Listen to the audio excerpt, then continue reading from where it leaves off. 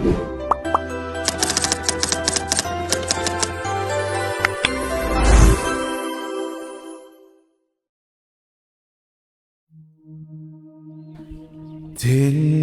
den pamargine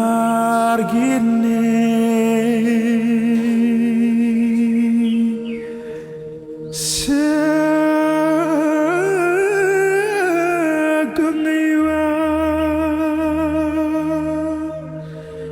Sane sujati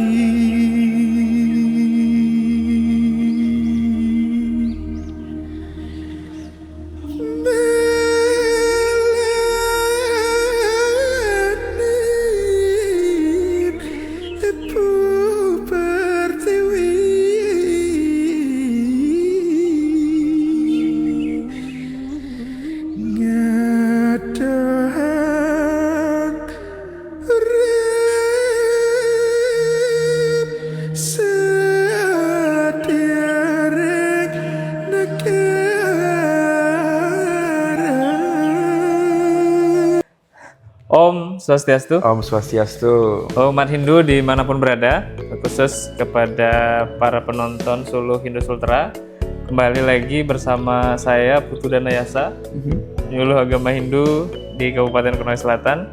Hari ini kebetulan masih berada di seputaran Denpasar. Hari ini saya ditemani oleh satu anak muda berprestasi, multi talenta. Ini dia, Bali Harta. Swastiastu. Swastiastu. Beli Danu dan juga teman-teman semuanya di sana di Konawe, Di Sulawesi Tenggara. Sulawesi Tenggara. Oke, Sulawesi Tenggara. So, welcome to Bali, Beli Danu. Jadi saya kebetulan dapat tiket gratis ini untuk jalan-jalan ke Bali sambil kegiatan dan sambil kita cerita-cerita. Iya, benar. Nah, hari ini untuk diketahui oleh teman-teman penonton channel Suluh Hindu Sultra, Bali Harta dan saya ini satu kampus dulu. Iya, satu kampus. Ya, satu kampus, cuma beda jurusan, Iya. beda angkatan. Ya, jadi Bali ini adik kelas saya. Beli Danu angkat jurusan filsafat dengan masa studi 8 tahun. Oh, enggak. Enggak ya. Astagfirullah, tidak selama itu. 7,5. Ya, canda ya. Kita ini kan orang-orang yang 4 tahun ya. Astagfirullah, 4 tahun. 4,00. Oh iya. Enggak bercanda. Bercanda ya teman-teman semuanya. Oke, hari ini kita cerita-cerita sedikit Bali. Iya, boleh. Kita ini kan backgroundnya lulusan agama ya. Iya. Bahkan lebih spesifik lagi fakultas kita itu Brahma Widya. Brahma Widya. Wow. Ya. Kalau di bahasa Indonesia kan ilmu tentang Tuhan. Ya. Dari Bali sendiri, kenapa milih kuliah di Brahma Widya, terkhusus lagi di teologi?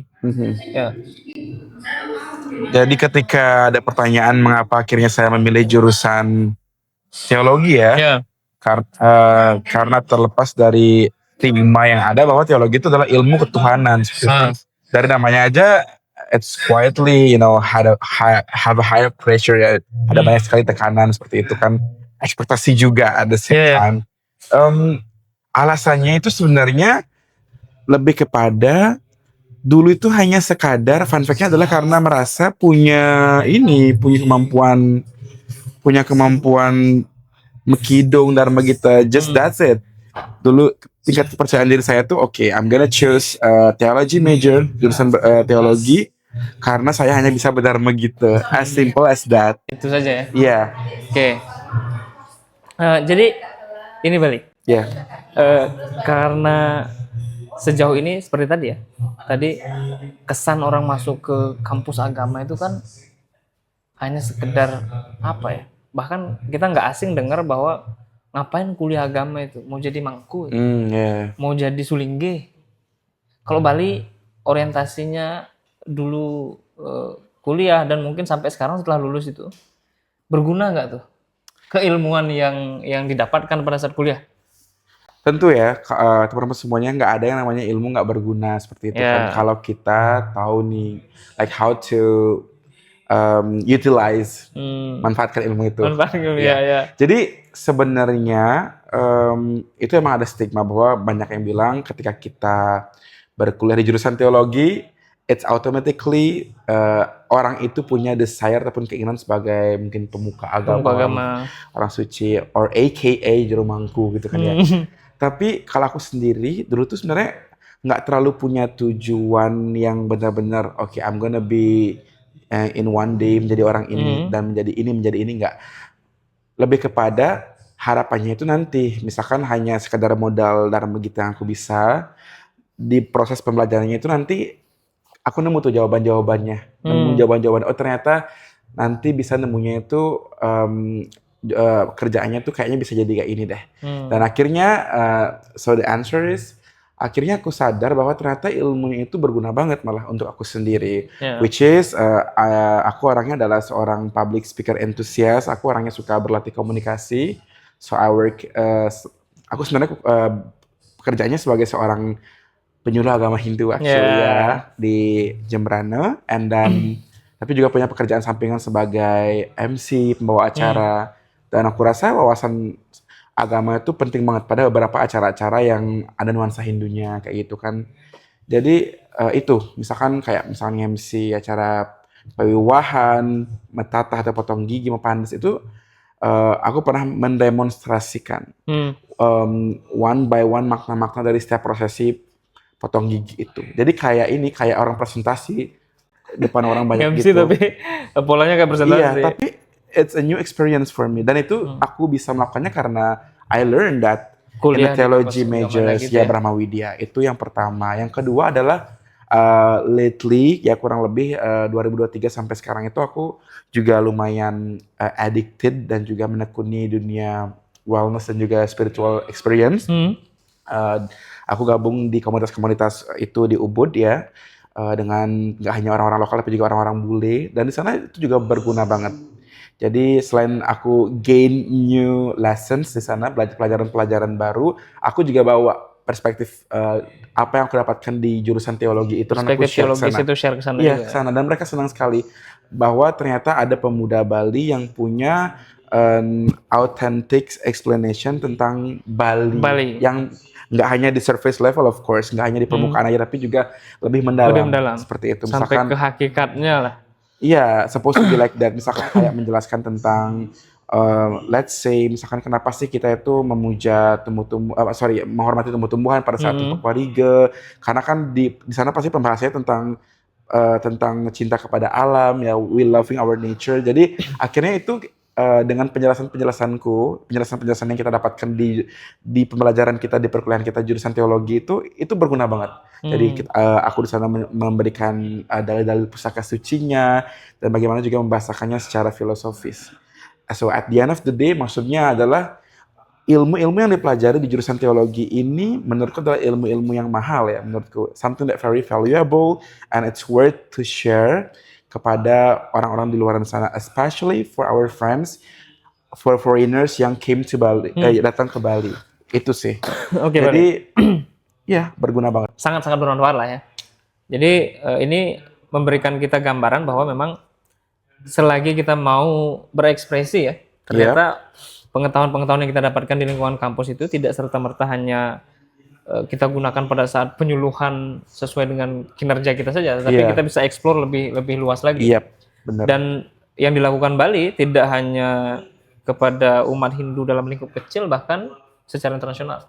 Iya, sedikit Kak, karena actually aku tuh punya impian bahwa dari dulu, bahkan dulu pas mau tamat kuliah itu aku pengen jadi lulusan terbaik. But it's very unfortunate aku didn't make it. Aku nggak bisa mendapatkan itu karena ada suatu lain hal ya. Dulu tuh aku pernah pengen banget jadi wisudawan pertama yang speech berbahasa Inggris di wisuda itu. Karena aku selalu berpikir bahwa kalau aku bisa punya kemampuan komunikasi misalkan berbahasa Inggris, aku pengen bawa value-value Hindu Bali ini ke kancah internasional. Iya, kayak menjadi pembicara, kayak conference dan lain sebagainya. Itu sih sebenarnya yang aku ingin wujudkan. Dan karena semangat itu masih ada, makanya aku tetap berkegiatan. Jadi mencari-cari platform-platform mana yang memprovide itu, yang bisa memfasilitasi. Gitu. Oke. Ini Bali, selain kita ngobrol masalah aktivitas kuliah dulu ya, kita kan juga aktif sekarang nih bukan sekarang ya, dari dulu kita senang membangun relasi melalui organisasi itu. Organisasi. Kegiatan-kegiatan, bahkan sekarang saya lihat juga Bali masih aktif di kegiatan-kegiatan kepemudaan. Apa saja nih aktivitas sekarang? Kalau di kepemudaan, dari dulu emang banyak ikut kegiatan ya. Mungkin pernah ikut Duta Bahasa, kemudian juga pernah ikut Duta Pemuda Indonesia Provinsi Bali, kemudian juga pernah mewakili kampus dulu juga di kegiatan namanya Indonesian Future Leaders Conference. And I was to remember that I was be the first students dari kampus kita yang ikut kegiatan-kegiatan seperti itu. Dan akhirnya sekarang adik-adik sudah mulai ikut juga. Sekarang mulai rame nih. Rame. Tapi at the some moment hari-hari ini aku merasa bahwa it's not going my time anymore untuk ikut-ikut lagi kegiatan di luar, organisasi di luar, tapi how I could be able to build my own foundations, my own legacy. Jadi lebih kepada kayak buat organisasi untuk orang lain. Jadi aku yang buatnya kayak gitu, kayak buat advokasi yang bisa berdampak itu sih. Jadi akhir-akhir ini sih fokusnya kepada dua hal ya. Yang pertama itu Gita Hardaya dan yang kedua itu adalah Bali Bingar. Kalau Gita Hardaya ini kan kaitannya terkait dengan Dharma Gita, Gita ya benar. Ya. Saya di sosial media itu mendengar kemerduan suara Bali itu sangat luar biasa. Ya. Jadi ada, bagi saya ini sebuah karya yang sangat luar biasa. Ya, mungkin perlu teman-teman dan umat Hindu ketahui, Gita Hardaya itu apa? Dan apa yang ada di dalamnya? Oke. So Gita Hardaya itu it's one of my dream untuk membawa warisan budaya leluhur Bali ini into a higher level, lebih dilihat bahwa ini sesuatu yang very valuable, very meaningful, sesuatu yang berharga banget yang dimiliki oleh leluhur kita. Bukan hanya warisan, tapi ini bisa menjadi sesuatu yang berdampak, kayak misalkan bisa menjadi sarana untuk healing dan lain sebagainya. So, in a short words, Gita Hardaya itu berarti Gita itu artinya nyanyian, dan Hardaya itu artinya dari hati. Jadi itu it just came out from my mind di tahun 2020 pas pandemi. Aku ingin suara yang aku miliki ini dan berbagai pembelajaran yang pernah aku lewati itu dalam bentuk latihan-latihan Dharma Gita itu, dan guru-guru yang pernah ngajarin aku dulu ya, at my past time, my past life, itu bisa menjadi berkat untuk orang lain.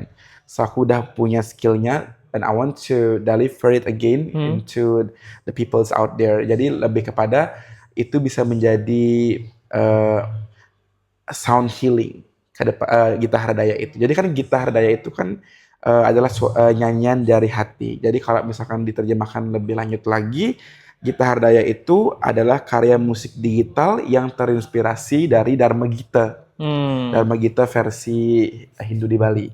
Kayak ada kidung, kemudian juga ada geguritan atau macepat, pupuh ya. Itu aku buat teman-teman semuanya dalam versi yang lebih light. Jadi lebih ringan, sehingga lebih enak didengarkan oleh orang-orang. Terutama anak-anak muda. Iya, jadi vibes-nya itu tidak hanya akan menjadi pengiring upacara saja, atau mungkin itu juga tidak hanya menjadi persembahan upacara saja, tapi itu juga sudah mulai expanding the function, fungsinya itu sudah mulai meluas juga menjadi sarana healing. Jadi bisa didengarkan ketika orang-orang itu mengalami burnout, stress out, itu bisa menjadi relief ataupun release ini stres. Bahkan itu menjadi obat secara psikologi. Karena banyak juga orang yang dengan musik bisa menenangkan emosinya dan lain sebagainya. Tapi kadang-kadang kan sekarang itu kita lihat bahwa selama ini itu ketika kita mengalami momen-momen rendah, titik rendah dalam hidup kita itu, kita mendengarkan musik dan kita mencari musik-musik yang maksudnya musik Mozart atau musik healing yang dari dunia barat luar ya. Lah. Sebenarnya aku tuh orangnya sedikit fanatik. Aku tuh selalu bangga dengan apa yang kita miliki, kayak dengan budaya Bali, karena dibentuk seperti itu. Tapi meskipun konsep hidupku tuh adalah I'm standing locally, tapi aku tuh supposed to act globally. Jadi aku berdiri pada dua kaki, menjadi masyarakat tradisional, tapi juga harus tahu apa yang what is happening in the world, dan juga mengikuti tren-tren itu gitu loh, dan menjadi pemain juga di sana. Jadi maksudnya itu adalah aku ingin sekali bahwa kita come on lah, ayo kita dengarkan kita bisa jadikan Dharma Gita ini sebagai sesuatu yang sama dampaknya ketika kita mendengarkan musik-musik healing dari barat Dari itu. barat. Kayak gitu. Itu sih yang Oke. kemarin.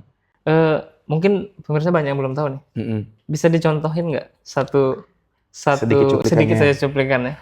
Misalkan gini ya, misalkan kayak kemarin tuh aku buat musik tentang Pertiwi Akasa. Jadi Pertiwi Akasa itu sangat connect sekali dengan my life journey. Jadi kalau kita berbicara tentang Pertiwi Akasa itu kan adalah Pertiwi adalah ibu kita, our divine mother, and also Akasa adalah our divine father.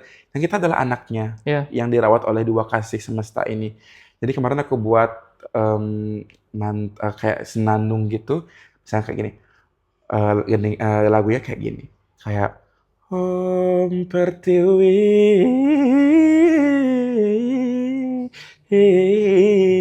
Om Akasa,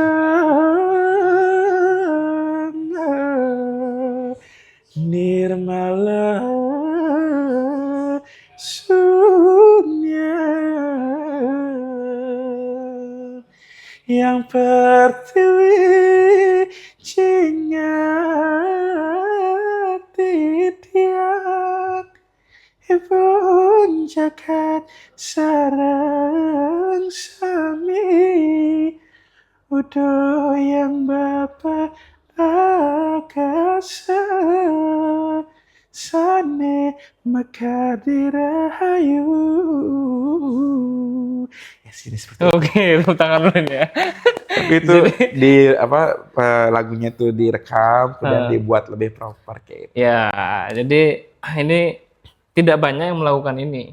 Jadi sejauh ini mungkin kalau kita stres, kadang kita searching musik-musik yang kita nggak tahu asalnya dari mana. Dan ternyata tanpa kita sadari, bahkan tidak kita ketahui, Hindu punya itu. Iya, punya. Jadi aku selalu menguplift apapun warisan-warisan Hindu yang kita punya.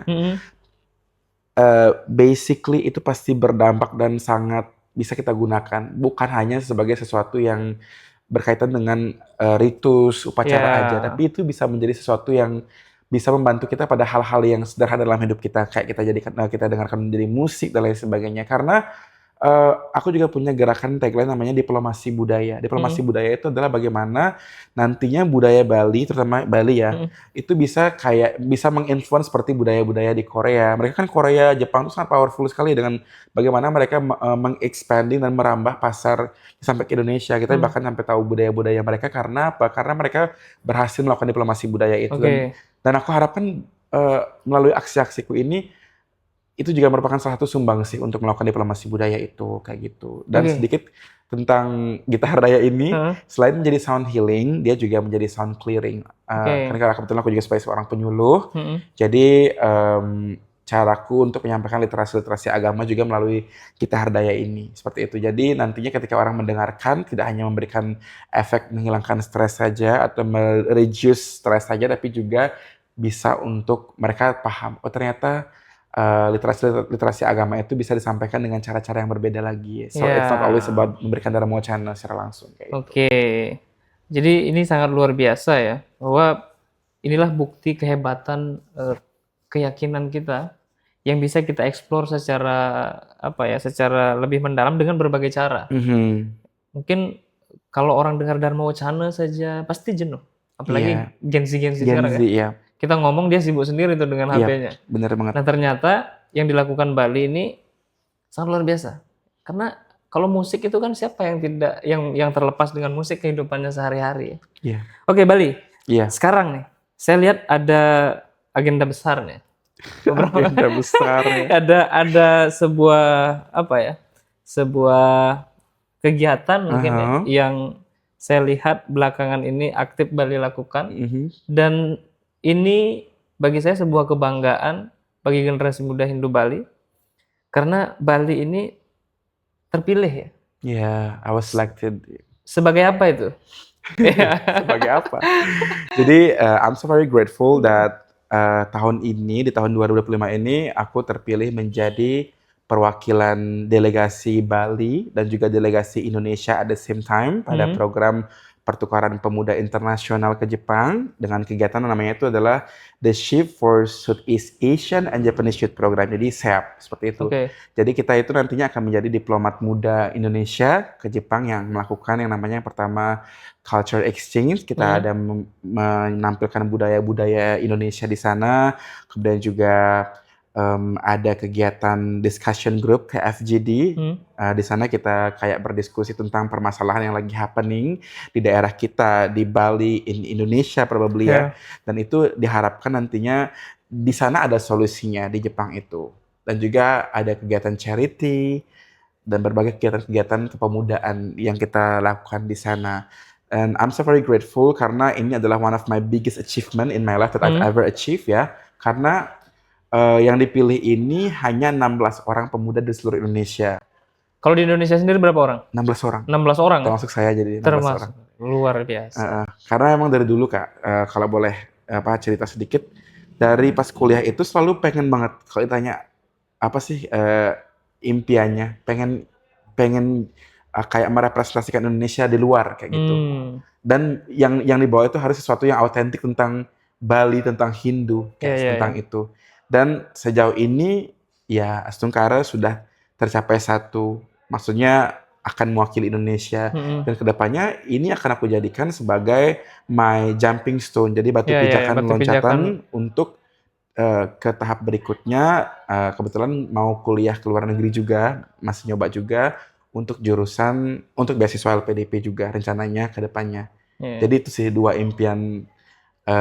impian personal banget yang ingin diraih gitu. Mudah-mudahan lah ya. Mudah-mudahan Astungkara. Kalau yang satu ini kan sudah. Ya, akan tinggal Januari 2026. Januari 2026. Semoga tidak ada halangan. Ke depan melanjutkan studi ke luar negeri. Semoga itu bisa terwujud. Nah, ini balik sebelum kita ke akhir pembahasan kita. Perjalanan sampai bisa mewakili Indonesia itu seperti apa? Tentu itu kan nggak gampang tuh. Apalagi satu Indonesia yang masyarakatnya ratusan juta, terpilih 16 orang putra-putri terbaik dan Bali mewakili Bali. Finally Bali for Bali. Benar, seleksinya it's a tight selection, seleksinya sangat ketat sekali. Pada saat itu ada seleksi berkas, seleksi wawancara, and it's delivered the whole activity itu in English ya. That's one of my challenging. Semuanya ya. Jadi harus membiasakan diri juga kayak gitu. Dan kenapa bisa tercapai? One of my credit ataupun value itu adalah kemarin kebetulan karena aku bekerja sebagai seorang penyuluh ya. So I work as a penyuluh agama Hindu counselor. Pas itu aku bawa social projectku sebagai seorang aku bawa proyekku namanya Bali Bingar. Nah ini yang perlu kita nih ya. Jadi Bali Bingar itu adalah sebuah objek binaan penyuluhanku dulu. Sampai sekarang masih berjalan di Jembrana. Berawal dari tahun 2022 sampai saat ini masih berlangsung untuk anak-anak. Dan Bali Bingar itu sendiri maknanya adalah Bali Bingar. Bingar itu adalah hal yang membahagiakan. Jadi kami ingin sekali mewujudkan generasi muda Bali yang berbahagia anak-anaknya seperti itu. Jadi cara berbahagianya menurut saya adalah dengan sumber-sumbernya itu berasal dari pembelajaran budaya. Jadi karena ini berdasarkan my life experiences, aku belajar budaya. I dedicating the whole of time in my life that I have belajar budaya, dan itu aku rasakan bahwa ketika aku belajar budaya, personally I feel like aku merasa lebih damai orangnya, lebih bahagia aja, lebih ceria, and everyone can see that ya. Jadi aku ingin tularkan nih. Jadi ini sebenarnya bisa banget, memang beneran bikin kalau kita belajar budaya itu, it's something that we call as a long investment, investasi yang jangka panjang. Jadi nggak bisa didapatkan sekarang, tapi itu bisa mempengaruhi karakter kita, kayak gitu. Ya, I'm so very grateful. Aku orangnya nggak anger, nggak pemarah, karena belajar dari begitu, kayak gitu kan.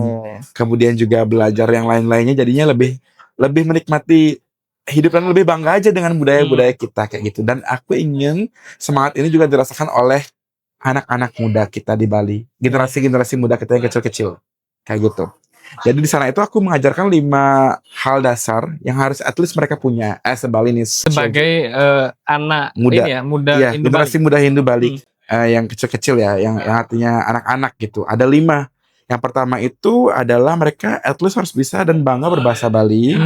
Yang kedua mereka harus juga tahu bagaimana caranya mesatwa Bali. Ya, Yang ketiga mereka juga harus bisa melantunkan gending-gending tradisional Bali, Bali. included Dharma Gita of course. Yang keempat mereka juga harus bisa dan tahu permainan asyiknya permainan tradisional Bali. Dan juga yang terakhir itu mereka harus bisa menulis aksara Bali. Ya. Jadi kelima ini kan kerap kali sudah mulai tidak nampak lagi di masyarakat. That's why aku pengen bahwa anak-anak muda ini, if you say that you are as a Balinese, at least you can be able to mastering this 5 foundation skill that you have. 5 fondasi skill dasar ini itu yang harus mereka punya, mereka. Wajib ya? Menurutku wajib ke depannya. Karena kan di Bali ini adalah tourism destinations. Jadi kalau misalkan if you want this tourism destination still access till in the future ya sampai di masa depan ke depannya, maka yang dirawat itu adalah SDM kita dan berbagai hal-hal yang kita harus ketahui. At least when we teach this 5 skill kepada anak-anak muda Bali ini, 5 skill dasar ini, setidaknya mereka tuh berisi orangnya, wawasan budaya mereka. Ya karena memang kalau kita bicara pariwisata Bali itu tidak lepas daripada budaya. Iya, benar banget. Jadi yang dijual bukan hanya keindahan alam, tetapi keindahan budaya. Ibaratnya sedikit aja. Ibaratnya sebagai dalam satu unit pohon, pariwisata itu hanyalah buahnya.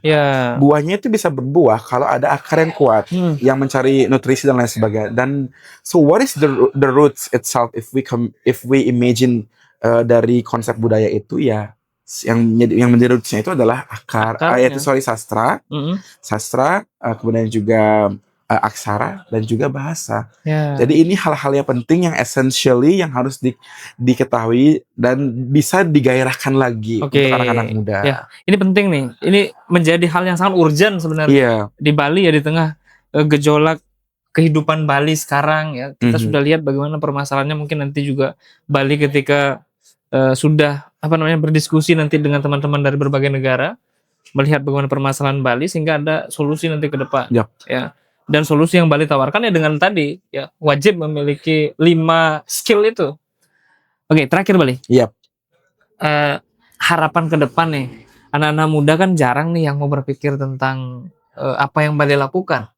Ya, berapa persen sih dari anak muda Hindu Bali yang memikirkan benar-benar memikirkan Bali dan Indonesia? Ya mungkin kira-kira pesan-pesan apa nih untuk anak-anak muda? Pesannya adalah karena aku adalah seorang Balinese culture enthusiast ya, sebagai orang yang sangat menggemari budaya, tentunya pesannya berkaitan dengan budaya. Pesannya adalah kepada teman-temanku di luar sana, so I don't want to be menggurui gitu, enggak ya, tapi lebih kepada you can choose whatever the occupations or the professions that you wanted to be ya, apapun pekerjaan yang kalian ingin lakukan. Itu silahkan. Tapi as a Balinese, sebagai sebagai orang Bali, kita nggak boleh lupa. Jadi mempelajari budaya itu bukan artinya kita akan bekerja di bidang itu, tapi itu menjadi sebuah tanggung jawab dan panggilan jiwa kita. Ya, bagian dari identitas kita sebenarnya. Identitas kita seperti itu. Wherever we stay ya, dimanapun kita berasal, karena ketika kita punya skill itu, kita akan pasti bersinar, kita akan pasti punya bergaining value, nilai tawar sebagai seorang manusia kayak gitu. Maka dari itu, terutama untuk teman-temanku yang ada di Bali ya, jadi mari kita lestarikan budaya kita. Setelah kita lestarikan, kemudian kita bisa melakukan pengembangan budaya itu. Jadi ada unsur-unsur pembaharuan yang tentunya tidak melupakan akar ataupun juga pakemnya, mungkin kayak gitu ya. Dan akhirnya nanti akan kita sampai pada tahap pemanfaatan. Artinya ketika kita melakukan itu, pasti kita akan sampai pada, pasti akan membuat budaya itu pasti akan bisa kita manfaatkan. Ketika bisa budaya itu bermanfaat bagi kita, maka budaya itu akan memberikan kesejahteraan bagi diri kita. As what the Hindu scripture said, ada yang menyebutkan dharma raksata raksita kayak gitu. Jadi siapapun yang akan memperjuangkan dharma, maka dharma akan melindunginya. Dan budaya ini, let's we just see this as a dharma kita. Jadi kalau kita memperjuangkan budaya ini, budaya ini pasti akan menghidup kita dan akan memberikan jalan bagi kita. Dan kita tidak akan pernah mati di tanah yang kita sebut tanah surga atau Bali. Oke. Kayak Kita gitu. serius sekali kita ngomong ya. Jadi Iya. kepedulian kita tentang Bali itu memang sangat luar biasa. Jadi jangan sampai Bali yang sedemikian indahnya diwariskan oleh leluhur kita, justru kita sendiri sebagai generasi muda tidak peka dan menjaga itu. Dan sedikit lagi Kak Danu, as my closing statement, dan dalam upaya kita melestarikan budaya Bali ini, ya, meskipun kita mungkin akan we doing something that very traditional, Ya. tapi ada satu quotes juga yang aku selalu pegang, Hmm. bahwa we think globally, act locally. Artinya Ya. meskipun kita berkecimpung pada dunia-dunia pelestarian budaya, tapi kita harus juga memiliki wawasan yang luas, international horizons. Jangan menutup diri lah ya. Yap. Oke, terima kasih Bali. Hari ini kita sudah sangat luar biasa mendengar cerita Bali, pengalaman ya, kemudian berbagi tentang ya banyak hal lah yang tidak generasi muda pikirkan lah. Jadi sangat luar biasa. Semoga ke depan Bali bisa memberikan vibrasi-vibrasi yang Sungkara. positif sehingga anak-anak muda Hindu Bali itu benar-benar peduli terhadap Bali. Jadi jangan cuma ngomong saja ajak Bali tapi tidak ada aksi nyata. Oke, kita cukupkan segitu dulu Bali, nanti Siap. kita cerita-cerita lagi Di luar tentang- frame. Ya, di luar frame. Jadi sangat luar biasa. Tentu ini menjadi motivasi kepada generasi muda bahwa kita juga bisa memberikan kontribusi kepada ya sekecil apapun yang kita bisa ya, Iya. kepada Hindu ya, terkhusus mungkin teman-teman di Bali, kepada Bali dan kepada Indonesia. Iya. Jadi sangat luar biasa diskusi kita hari ini. Semoga para generasi muda mengikuti jejak-jejak positif dari Bali dan teman-teman yang lain yang menjaga warisan leluhur kita. Kita tutup bersama dengan mengaturkan para Santi. Om Santi, Santi, Santi, Om.